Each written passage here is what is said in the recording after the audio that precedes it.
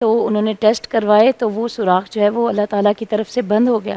اللہ تعالیٰ نے رحم کیا ان پر, اور وہ بہت شوق سے پڑھتی ہیں قرآن. پہلے وہ اتنا اٹکتی تھیں, لیکن وہ, اور دوسری بات وہ بہت غور سے سنتی ہیں مجھے.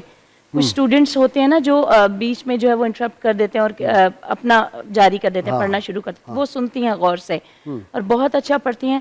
تو اس سے یہ ثابت ہوتا ہے کہ قرآن جو ہے وہ شفا ہے دلوں کے لیے. فیہ شفاء للناس. سبحان اللہ. اور اسی طرح اور بھی کئی لوگ جو ہے میرے پاس جنہوں نے پڑھا قرآن, تو میں دیکھتی ہوں آج ان کی زندگی میں اتنی برکتیں ہیں, اتنی برکتیں ہیں. اور میں خود غازی میں آپ کو بتاؤں کہ میرے والد مجھے کہتے تھے کہ آج قرآن جب بھی پڑھو شوق سے پڑھو, خوشبو لگا کے پڑھو.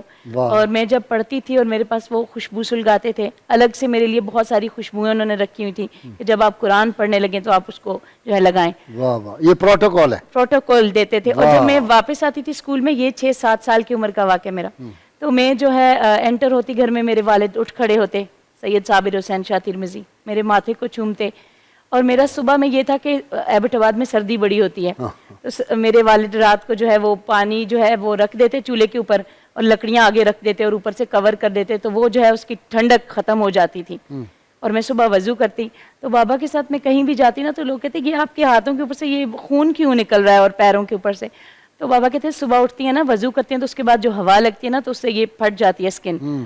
تو یہ ہے کہ پی ٹی وی پہ صبح جو تلاوت ہوتی تھی 6 سے 7, تو وہ پڑھتے رہتے تھے اور میں انگلی رکھ کے وہ جو ہے سنتی رہتی تھی.